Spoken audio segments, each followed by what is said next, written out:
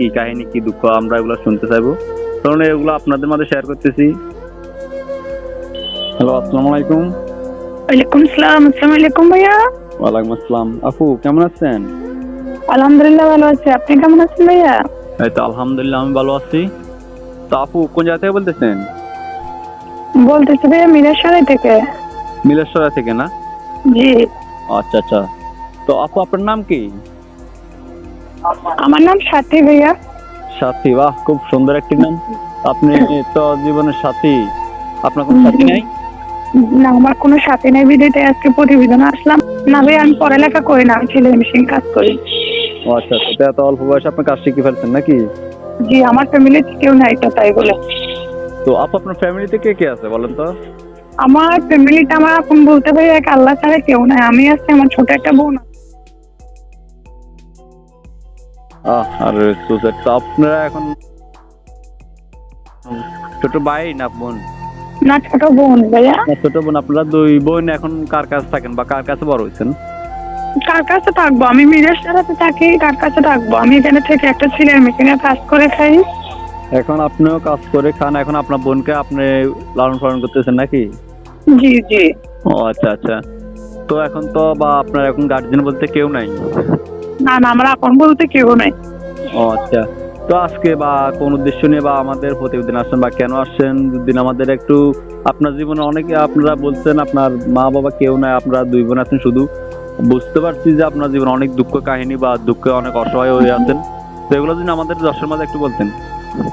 আসছে ভাই, অনেক দুঃখ কষ্ট নিয়ে যদি কোনো ভাই আমাকে যৌতুক ছাড়া বিবাহিত করে, আমি বিয়ে বসবো। আমার বিয়ে বয়স হয়ে গেছে, হ্যাঁ সেটা তো দেখতে পাচ্ছি। তাই বলে আজকে প্রতিবেদনে আসলাম। আমি চাই ভালো মনের একটা ছেলে, আমার বাবা নাই মা নাই, যদি আমাকে দেখে শুনে ম্যানেজ করে নিতে পারে তাহলে আমি বিয়ে বসবো।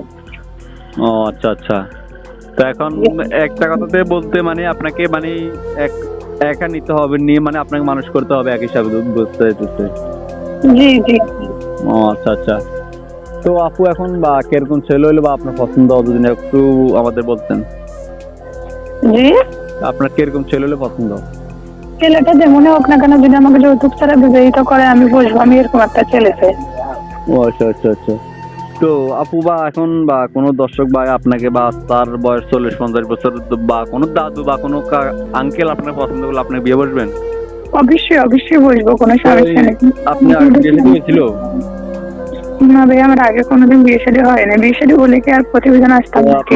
আপনি হচ্ছেন একটা আবৃত্তি মেয়ে বা আপনার বিয়ে শাদী হয় না এখন বা কোনো ভাই আপনার বিয়েতে ভাই আপনার পছন্দ করলে আপনি তাকে তাকে বিয়ে করবেন?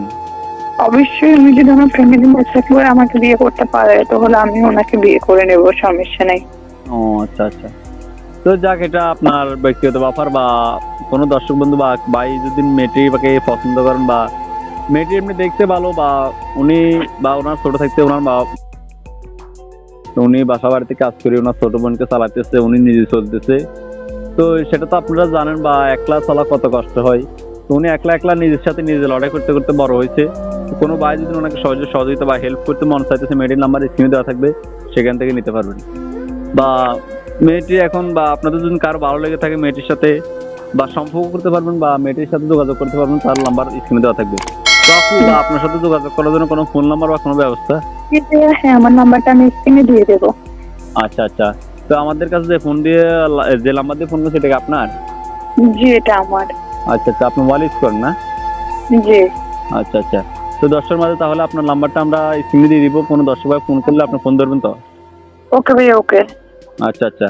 তো দর্শক বন্ধু, আজকে ভিডিও পর্যন্ত। দেখা হবে নতুন কোনো ভিডিওতে, নতুন কোনো অসহায় গরিব দুঃখিনী মেয়ের গল্প নিয়ে। আমাদের চ্যানেলে সব অসহায় মেয়েদের বা গরিব মেয়েদের আমরা তাদের কষ্টের কাহিনীগুলো তুলে ধরি। আপনাদের কারো যদি ভিডিওটি ভালো লেগে থাকে ভিডিওটি একটু লাইক দিয়ে চ্যানেলটি সাবস্ক্রাইব করে পাশে থাকবেন। তো দেখা হবে নতুন কোনো ভিডিওতে, নতুন কোনো অসহায় মেয়ের গল্প নিয়ে। সবাই সুস্থ থাকবেন, ভালো থাকবেন। আল্লাহ হাফেজ।